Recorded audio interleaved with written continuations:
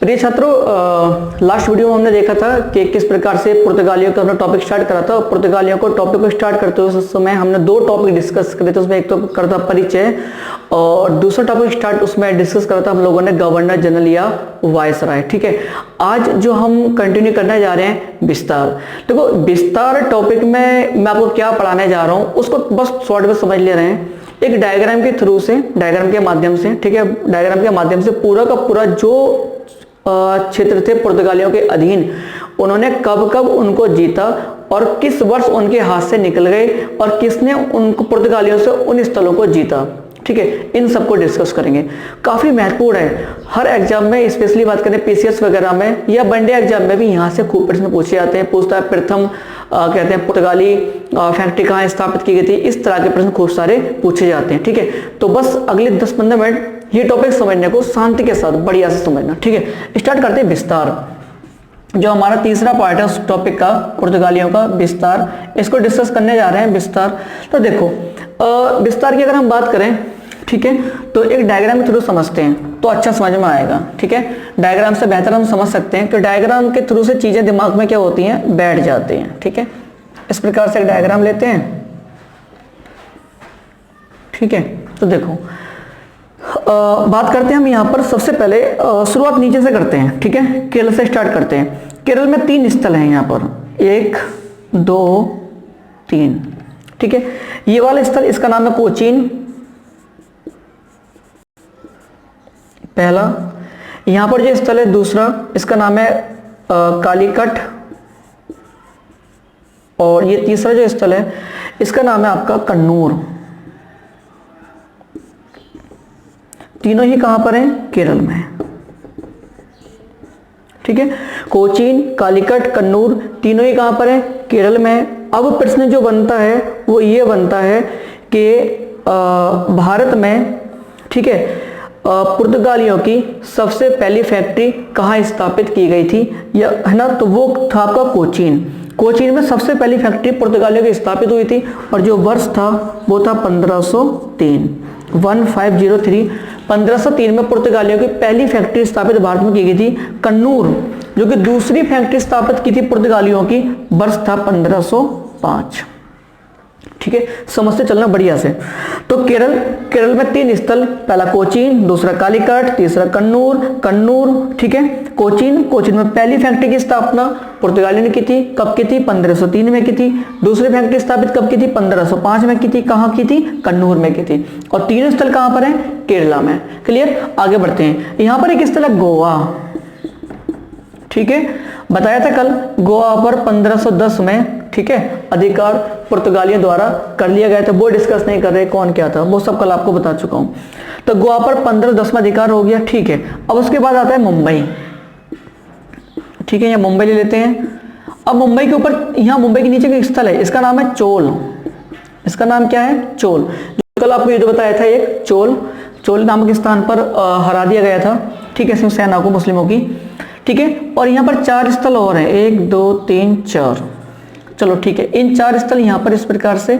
और ये 4 स्थल कौन कौन से थे, एक था सालसेट, एक था वेसिन, ठीक है, और तीसरा था वसई, और चौथा था आपका क्या कहते हैं, साष्टी। सालसेट, वेसिन, वसई, साष्टी, ये चारों ही स्थल मुंबई से नॉर्थ, मुंबई के ऊपर है, महाराष्ट्र में ही। चारों कहां पर है, महाराष्ट्र। ठीक है, तो सालसेट, वेसिन, वसई, साष्टी, चारों महाराष्ट्र में, चारों के चारों मुंबई के नॉर्थ में है। चोल मुंबई से साउथ में है, लगभग 60 किलोमीटर की दूरी पर चोल नीचे के लिए है मुंबई से। ठीक है, तो इसको मतलब 4 क्षेत्र ये, 5वां ये, 6ठा ये, इनकी 6 के 6 स्थल कहाँ थे, महाराष्ट्र में थे, जिस पर किसका अधिकार था, पुर्तगालियों का अधिकार था। अगर चोल पर अधिकार की बात करें तो आपको पता है 1509 में युद्ध हुआ था। ठीक है, जो मुस्लिम सेना थी 3 देश, गुजरात की, तुर्की की और मिस्र इजिप्ट की, उसको हरा दिया गया था। ठीक है, 1509 में। ठीक है, और सालसेट, वेसिन, वसई, साष्टी ये महाराष्ट्र में थे।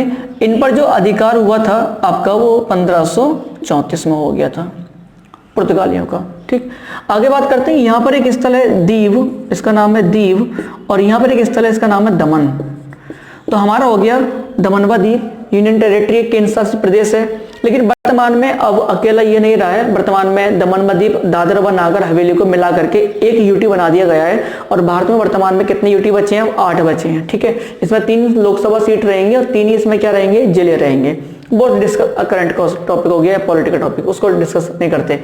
बात करते हैं द्वीप की। तो द्वीप को जो जीता था पुर्तगालियों ने, आपको बताया था, वो 1535 में जीता था, और दमन को जीता था 1559 में जीत लिया था।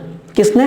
पुर्तगालियों ने। ठीक है, तो अगर हम देखें पूर्वी तट पर अगर बात करें पुर्तगालियों की, इन कई सारे स्थलों पर अपनी बस्तियां बसाई थी, अपने किले बनाए थे, औद्योगिक केंद्र स्थापित किए थे। कोचीन, कालीकट, कन्नूर, गोवा, चोल, मुंबई, 4 क्षेत्रीय, सालसेट, वैसिन, बसई, षष्ठी और दमन और दीव। ठीक है, अगर बात करें इधर पश्चिमी तट पर, तो यहाँ पर थोड़ा सा ऊपर बना दे रहा हूँ, पता नहीं दिख रहा है नहीं दिख रहा है, दिख ही रहा होगा। यहाँ पर एक स्थल है नागपट्टिनम, नागपट्टिनम। उसके ऊपर एक स्थल संथाम, कल बताया था आपको, संथाम कहाँ पर है? मद्रास। तो नागपट्टिनम और संथाम मद्रास में, दोनों कहाँ पर हैं? तमिलनाडु। ठीक है, तो 2 स्थल यहाँ पर, इनका यहाँ पर अधिकार था, यहाँ पर बस्तियां बसाई थी। एक स्थल और था हुगली। एक कहाँ है? हुगली। हुगली कहाँ पर है? वेस्ट बंगाल। तो संथाम मद्रास में, नागपट्टिनम हो गया आपका तमिलनाडु में, हुगली हो गया वेस्ट बंगाल में। ये सब क्षेत्र जो मैंने अभी बनाए हैं, ये सारे के सारे कहाँ थे? आपके इंडिया में। ठीक है, अभी 2-3 स्थल की बात करेंगे। एक बात करेंगे हम मलक्का की, डिस्कस करेंगे उसको, एक हरमुज की बात करेंगे, वो इनके बाद डिस्कस करेंगे, उनको अच्छे से बताऊंगा। ठीक है, कहाँ थे क्या थे। इन सब स्थलों पर पुर्तगालियों की क्या थी? बस्तियां थी। ठीक है, देखो अब ये सब इन पर बस्तियां बन गई। अब ऐसा तो है नहीं कि इन पर अधिकार हमेशा बना रहा। अगर इन पर इनका हमेशा अधिकार बना रहता तो आज भी इन पर क्या होता? इनका अधिकार होता। तो ये क्षेत्र धीरे धीरे इनके हाथ से क्या हो गए? निकल गए। वैसे पतन में आ जाएगा, लेकिन यहाँ डायग्राम बना हुआ है, यहाँ वर्ष भी लिखा हुआ है, उसके साथ इसको भी डिस्कस कर ले रहे हैं कब इनके हाथ से निकल गए। इससे क्या होगा? हमारे ना कॉन्सेप्ट के साथ क्लियर हो जाएगा। तो बात करते हैं सबसे पहले गोवा की। 3 स्थल, गोवा, दीव और दमन। मैं लिख रहा हूं यहाँ गोवा, दीव और दमन। इन तीनों ही स्थलों को 1961 में पुर्तगालियों से भारत सरकार ने कार्रवाई करके मुक्त कराया था। ठीक है, यानी कि आज़ादी के बाद 1947, इतनी लंबे समय आज़ादी के बाद सेटल, उसके बावजूद भी लंबे समय तक पुर्तगालियों का इन 3 स्थलों पर कब्जा बरकरार था। बाद में दिसंबर 1961 में कार्रवाई करके इन तीनों को मुक्त करा लिया गया। किससे? पुर्तगालियों से। कई बार प्रश्न आ चुका है कि ये किसके अधिकार में थे, इनसे कब मुक्त कराया गया था। ठीक है, वो आप देख लेंगे।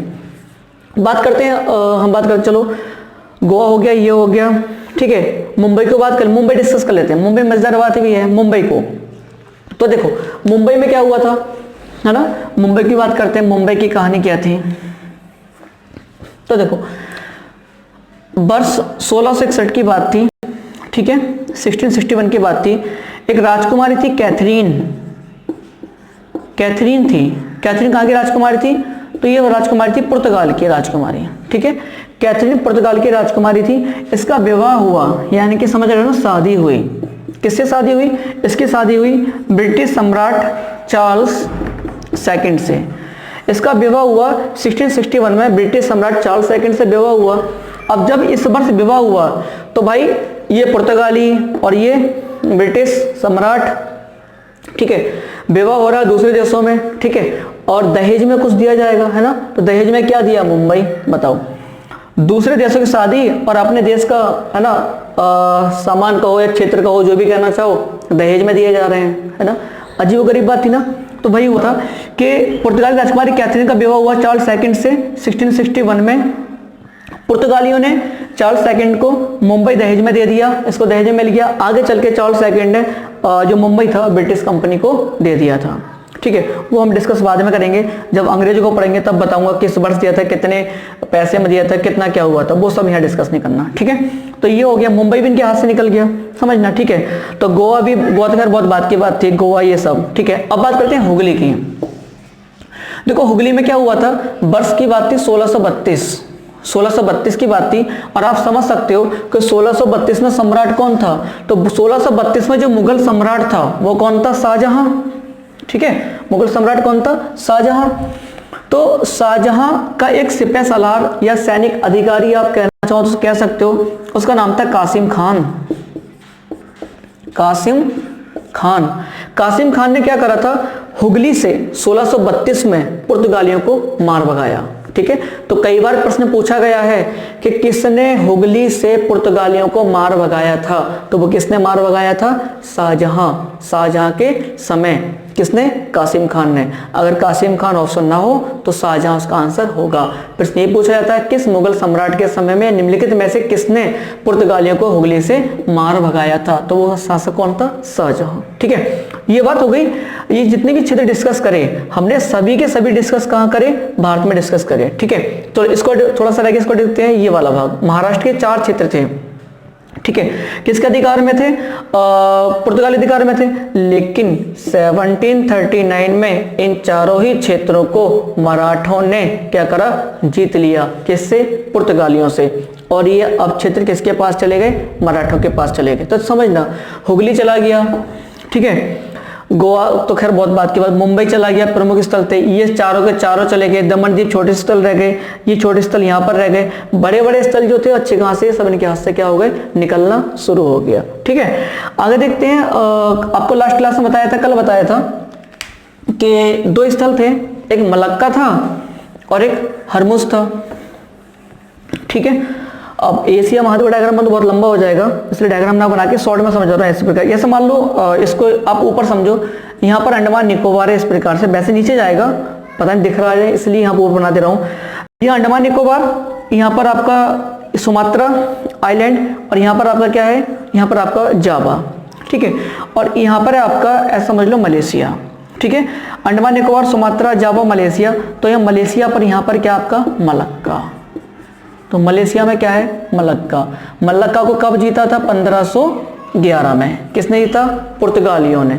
लेकिन 130 वर्ष पश्चात यानी कि 1641 में इस मलक्का को डच लोगों ने क्या करा, किससे छीन लिया, पुर्तगालियों से छीन लिया। तो 1641 तक आते आते मलक्का भी क्या हो गया, पुर्तगालियों के हाथ से निकल गया। ठीक है, अब एक स्थल और था, उसका नाम था हरमुज, वो भी कल आपको बताया था। ठीक है कहाँ, तो देखो इस प्रकार से अरब प्रायद्वीप है ना, अरब प्रायद्वीप कुछ इस प्रकार से बनेगा। अरब प्रायद्वीप के इस वाले भाग पर यहाँ पर आपको मिल जाएगा हरमुज। ठीक है, यहाँ आपको हरमुज मिल जाएगा।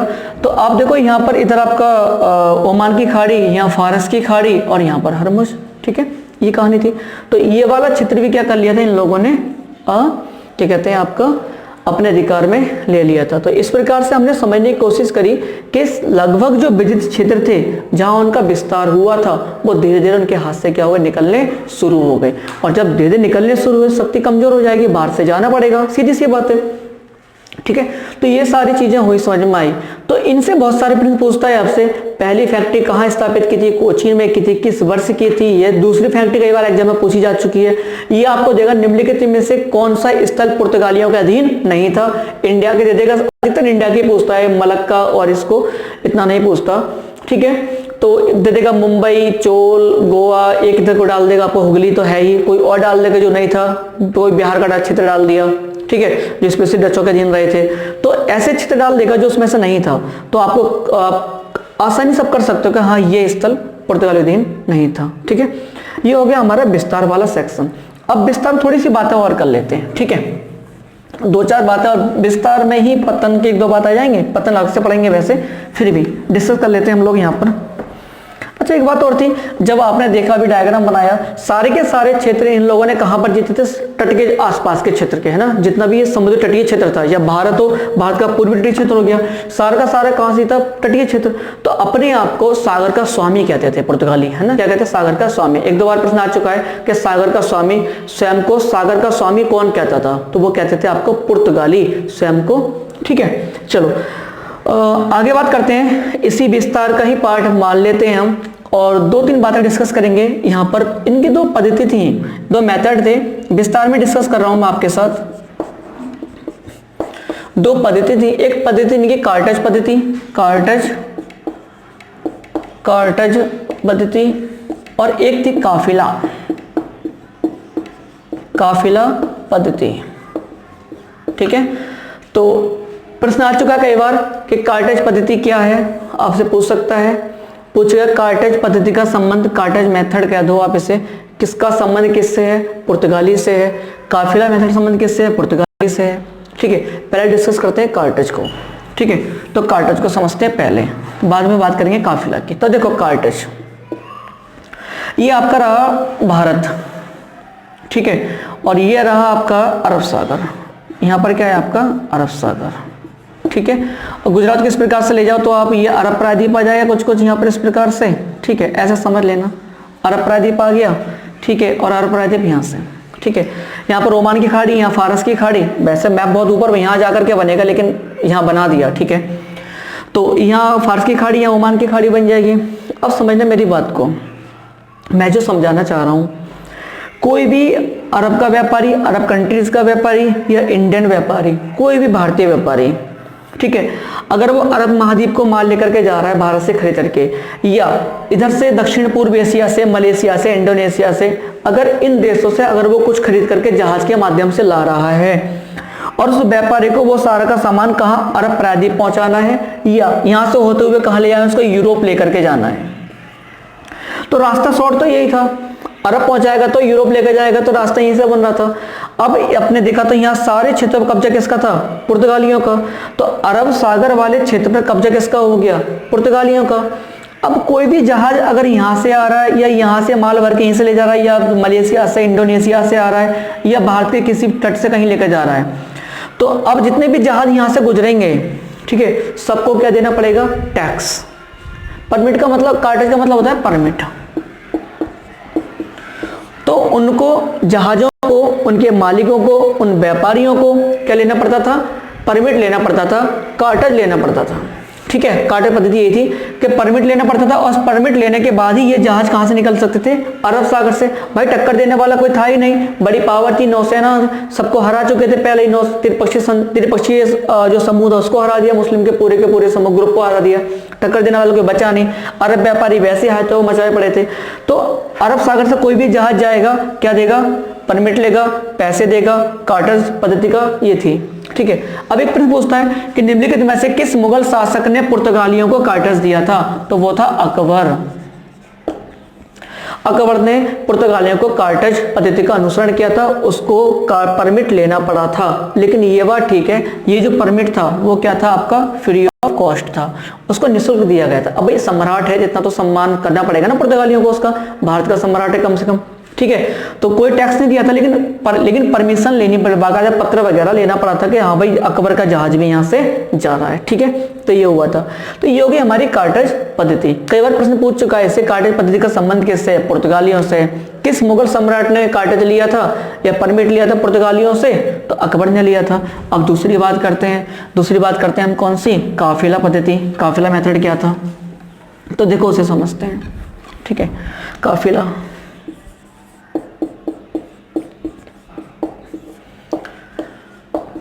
काफिला पद्धति, मान लो भारत, ठीक है, इंडिया, ठीक है, मान लो कोई जहाज है यहां से चला, कोई जहाज यहां से चला, इधर जा रहा है, अरब देश में माल पहुंचाने जा रहा है, या यूरोप यहाँ से निकल जाएगा ऊपर के लिए, ठीक है, लाल सागर होते हुए वहां से निकल जाएगा। अफ्रीका महाद्वीप लाल सागर, समझ रहे हो ना, लाल सागर आप जानते हो, अरब प्रायद्वीप के इस वाले पार्ट से, वेस्ट से होकर के आप अरब लाल सागर में होते हुए अफ्रीका महाद्वीप, और वहां से भूमध्य सागर, और देन आप यूरोप निकल जाएंगे। वीडियो नंबर 10 में अच्छे समझाया है मैंने, बहुत अच्छे समझाई ये वाली चीज, ठीक है। तो देखो मैं ये कह रहा हूँ, कोई जहाज यहाँ से चला या कोई जहाज यहाँ से चला, ठीक है। काफिला पद्धति क्या थी, काफिला मतलब समझ रहे आप, एक ग्रुप है ना, व्यापारियों का ग्रुप था जो अपना जहाज में माल भर के लेकर के चलते थे। अब उनको एक दिक्कत होती थी, जहाज ले जाते थे भर करके, दिक्कत कहाँ आती थी, दिक्कत ये आती थी कि उनको रास्ते में समुद्री डाकू मिलते थे और जो उनके जहाजों को लूटा करते थे। अब ये दिक्कत वाली बात थी कि ठीक है भाई, अब जहाज लूटेंगे तो करा क्या जाए, तो काफिला पद्धति को अपनाया। काफिला पद्धति में दो उद्देश्य थे, किसके, पुर्तगालियों के छिपे हुए। पहला उद्देश्य ये था, अब इस जहाज के साथ पुर्तगालियों अपनी सेना की टुकड़ी दे दी। ये सेना की टुकड़ी बेड़ा जिसे कहते थे, सेना की टुकड़ी इस जहाज के साथ जा रही है और उसको सुनिश्चित स्थान पर पहुंचा करके आ रही है। अगर बीच में मान लो कोई डाकू मिल गया, ये डाकू है नन्हे पुन्ने, ठीक है, ये कोई डाकू मिल गए बेचारे छोटे मोटे, ठीक है, तो ये टुकड़ी जो साथ है वो इनसे क्या करेगी, युद्ध करेगी, इनको क्या करेगी, समाप्त करेगी और उसके सुनिश्चित स्थान पर पहुंचा करके आएगी। एक तो उद्देश्य ये था। दूसरा उद्देश्य ये था, पुर्तगालियों ने एक पद्धति अपना रखी, व्यापार के नियम कानून बना रखे थे कि आप हमारे नियमानुसार कानून के अनुसार व्यापार करोगे, ठीक है। जैसे काली मिर्च हो गया, ठीक है, काली मिर्च मसाले, इन चीजों के लिए काली मिर्च मसालों को भारतीय व्यापारी और अरब के व्यापारियों को अनुमति नहीं थी कि वो भारत से कहीं दूसरे देश ले जाएं। इनका जो व्यापार कर सकते कौन, पुर्तगाली ही करते थे, ठीक है। ये और बहुत सारी बातें। तो क्या करते थे, दूसरा अब सैनिक टुकड़ी साथ में जा रही है, तो भाई जहाज में जा क्या रहा है, क्या जो जहाज जा रहा है क्या वो जो पुर्तगाली नियम कानून है व्यापार के उनको फॉलो कर रहा है अथवा नहीं कर रहा है, वो सब चेक भी हो जाता था। तो इनके दो उद्देश्य सिद्ध हो जाते हैं काफिला पद्धति। ये थी इनकी काफिला पद्धति। विस्तार में एक और हम पढ़ते हैं आपका बांटम का युद्ध, इसी का पार्ट है, विस्तार में समझ सकते हैं इसको, ठीक है। वैसे इस युद्ध में इनकी पराजय ही हुई थी, है ना, किसकी, आपके पुर्तगालियों की। तो उसे बोलते हैं बांटम का युद्ध, बांटम का युद्ध। तो पहली बात आती है बांटम है कहाँ, तो ये कहाँ पर है आपका, इंडोनेशिया में, इंडोनेशिया में। पूछे युद्ध कब हुआ था, तो आप कहोगे दिसंबर 1601 में हुआ था, ठीक है, दिसंबर 1601 में हुआ था। अब इंडोनेशिया में कहां पर है, तो मान लो ये आपका अंडमान निकोबार हो गया इस प्रकार से, यहां पर क्या है आपका सुमात्रा है और यहां पर क्या है, आई थिंक नीचे नहीं दिख रहा होगा, चलो ऊपर बनाते हैं दोबारा से, ठीक है। ऐसा अंडमान निकोबार ये हो गया, ये यहां पर सुमात्रा आइलैंड हो गया और ये हो गया आपका जावा। ये सुमात्रा, ये आपका जावा, जावा जो आइलैंड है उसकी बिल्कुल सबसे वेस्ट में, सबसे पश्चिम में स्थित है आपका क्या, बांटम। यहीं पर, यहाँ पर बांटम में युद्ध हुआ था, किसका, बांटम का युद्ध। कब हुआ था, दिसंबर 1601 में। किसके मध्य हुआ था, तो मध्य दो देश के मध्य हुआ था, सॉरी मतलब कंपनी के मध्य, डच के मध्य हुआ था और किसके मध्य हुआ था, पुर्तगाली के। हार कौन गए, पुर्तगाली, विजयी कौन हुए, डच। इस युद्ध में पुर्तगाली हार गए, डच क्या हो गए, जीत गए। जब यहाँ पर युद्ध में ये हार गए तो इनकी कहानी खत्म हो गई दक्षिण पूर्व एशिया से भी, वहां से भी इनका पत्ता कट गया, ठीक है, वहां से भी निपट गए, मेरी बात समझ गए आप, ठीक है। और बचा कुचा मलक्का वो भी निकल गया इनके हाथ से आगे चल 1600 कहते हैं आपके 41 में, तो वहां से भी कहानी खत्म हो गई, ठीक है। तो ये हो गया इनका विस्तार, ठीक है, क्लियर, आई थिंक यहाँ तक से आया होगा। अब हम बात करते हैं इनके पतन के कारण की, किन कारणों से इनका पतन हुआ था। तो देखो पतन के कारण की बात करेंगे, है ना, पतन के कारण, ऐसे क्या कारण थे पतन के जिनके कारण क्या हुआ था, इनका पतन हुआ था। तो पहला जो पतन का कारण था, ठीक है, वो था धार्मिक नीति, रिलीजन पॉलिसी, धार्मिक नीति। धार्मिक नीति में क्या था, मैंने आपको बताया था, सबसे पहले बात डिस्कस कर चुका था, एक बार बताया था कि अल्फांसो डी अल्बुकर्क जो था उसने एक पॉलिसी अपनाई थी मुस्लिमों के खिलाफ। उसने काफी मतलब उनको सताया था, कह सकते हो आप, उनको काफी हार्ड डिसीजन के खिलाफ लिए थे, उनको तंग किया था एक प्रकार से कहा जाए, ठीक है। तो मुस्लिम को तंग किया, तो मुस्लिमों को तंग किया, मुस्लिमों को तंग किया, ठीक है।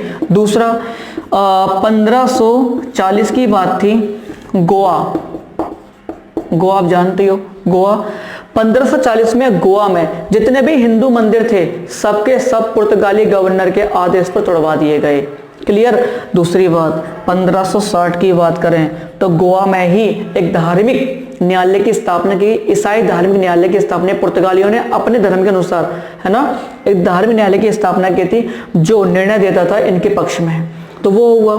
दूसरा, मेरी बात समझ गए, तो ये मुस्लिम इनकी नीतियां थी, धार्मिक नीतियां थी, जिसके खिलाफ क्या हुआ था, एक बड़ा समाज वर्ग तबका, है ना, पुर्तगालियों के खिलाफ हो गए, तो पतन का एक कारण बना था, ठीक है। यहां तक क्लियर। दूसरी बात करते हैं, सेकंड पॉइंट पे आते हैं, पतन के कारणों में इनके क्या पतन के कारण रहे थे, ठीक है।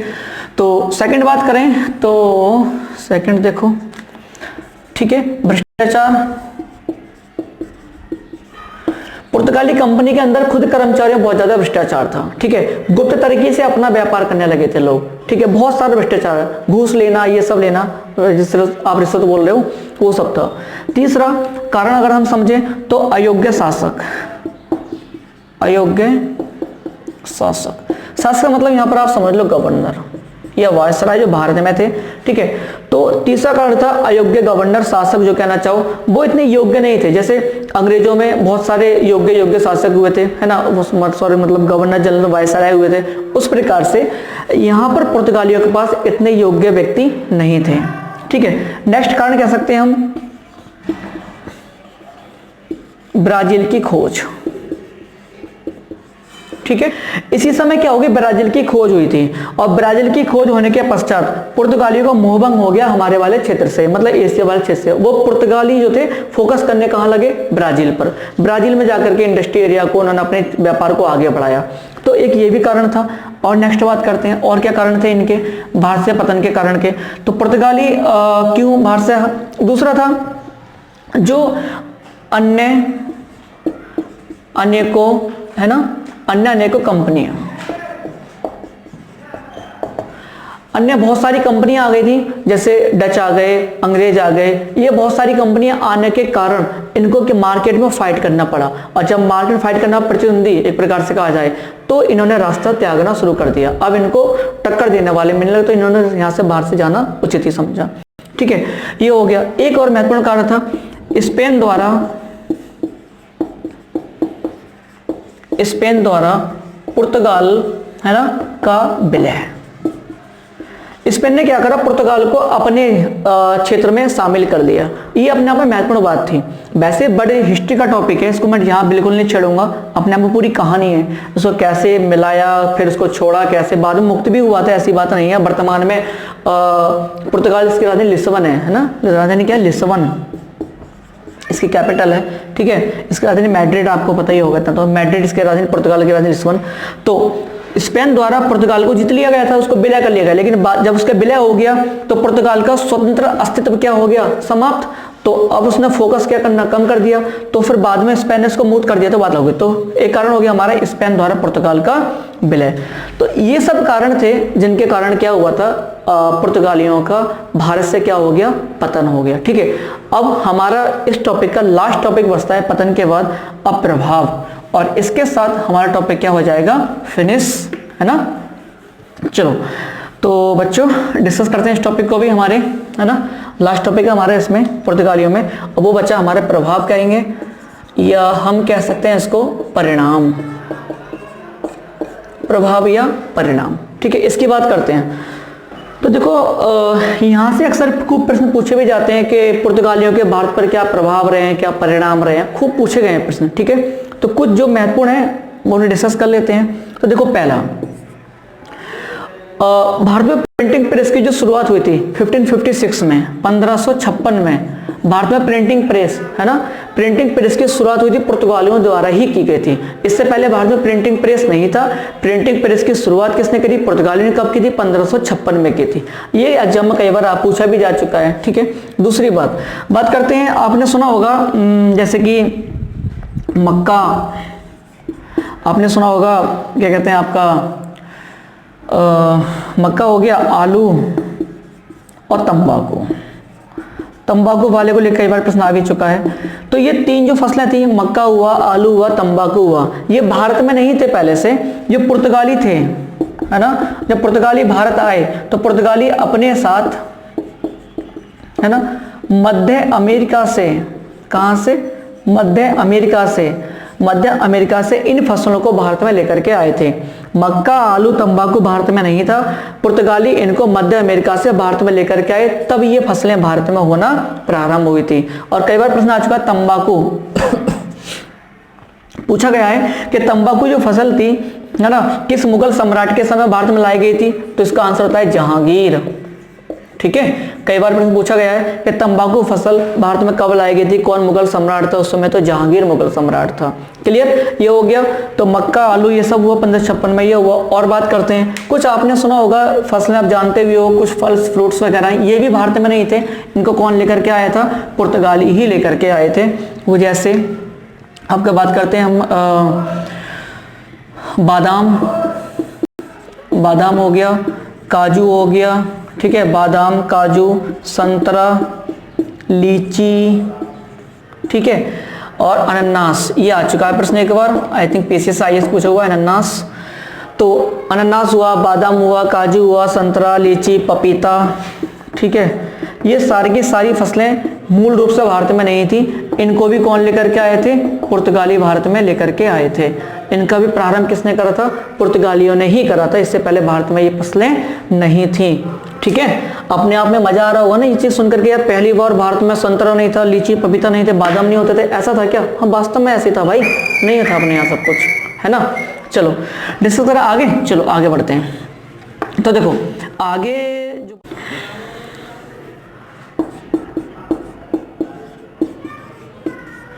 तो एक प्रभाव और था गोथिक पद्धति, है ना, गोथिक स्थापत्य कला थी, गोथिक स्थापत्य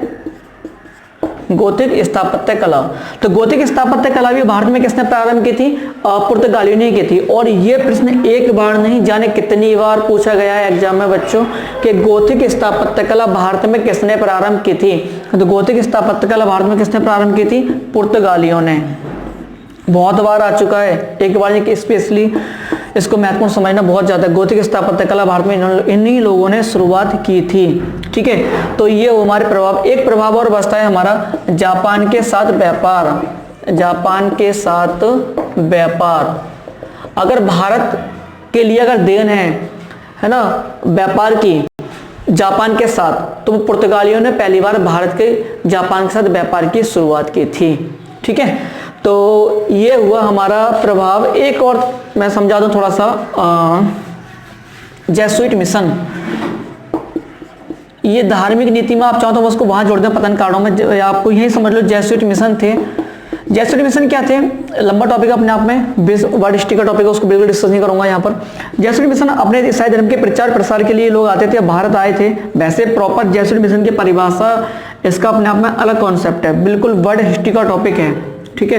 धार्मिक आंदोलन जब हुए थे यूरोप में, तब वहां से इसकी कहानी शुरू हुई थी, मैं उसको डिस्कस नहीं कर रहा। फिलहाल बस आप इतना समझ लो, अपने धर्म प्रचार प्रसार के लिए ग्रुप होता था, उसका नेतृत्व करता होता था, वो जेसुइट मिशन होते थे, बस इतना समझो आप। तो 3 जेसुइट मिशन आए थे भारत में, ठीक है। 3 जेसुइट मिशन आए थे भारत में, और 3 के 3 किसके समय आए थे? अकबर के समय आए थे। अब ये जेसुइट मिशन क्या थे, किस किस वर्ष अकबर के समय आए थे, इनका नेतृत्वकर्ता कौन था, ये आपको अकबर धार्मिक नीति जो हम पढ़ते हैं तब वहां पर डिस्कस करते हैं कि धार्मिक नीति अकबर की क्या थी, है ना। धार्मिक नीति उसमें बौद्ध धर्म के प्रति, जैन धर्म के प्रति, हिंदू धर्म के प्रति, मुस्लिम धर्म के प्रति, ईसाई धर्म के प्रति, पारसी धर्म के प्रति, सिख धर्म के प्रति, इन 7-8 टॉपिक में अकबर की धार्मिक नीति पढ़ी जाती है, और उसमें से एक आता है ये वाला टॉपिक। तो उसको वहां यहाँ का मतलब नहीं है, बस बता दिया, ठीक है। तो ये हुए थे प्रभाव, आई थिंक, है ना। तो ये हमारा ओवरऑल पुर्तगाली टॉपिक क्या हो गया? कंप्लीट। तो दोस्तों, प्रिय छात्रों, मुझे लग रहा है अच्छे से टॉपिक समझ में आया होगा। और जो वादा किया था, अब आप उठा करके देखना, जो भी प्रीवियस पेपर आपको जहां से भी पुर्तगालियों से मिल जाएं, A to Z सभी पेपर बनाना, ठीक है। और कमेंट बॉक्स में अगर कुछ आउट ऑफ जाए तो मुझे जरूर बता दीजिएगा, हाँ सर ये आउट ऑफ गया है, ठीक है। 100% वादा करता हूँ ओवरऑल सारा का सारा क्या होगा? कवर हुआ होगा, है ना। चलो अब एक छोटी सी बात करते हैं, वही लास्ट वाली बात, है ना, कि अगर वीडियो अच्छी लगी है तो क्या करो? लाइक करो, उसको शेयर करो, और चैनल क्या करो? सब्सक्राइब करो, ठीक है। हो सकता है यार ये वीडियो आपके मतलब की ना हो, पता नहीं आपको ना लगा हो, लेकिन किसी और छात्र के मतलब की हो सकती है ना। तो कम से कम उसका भला हो जाए, है ना। अगर आपको लग रहा है कि नहीं तो उसका भला हो जाएगा, तो क्या करो? दो शेयर कर दो। चलो फिर, है ना, मिलते हैं नेक्स्ट टॉपिक में डच के साथ। ओके, धन्यवाद। चलो भैया अंकित।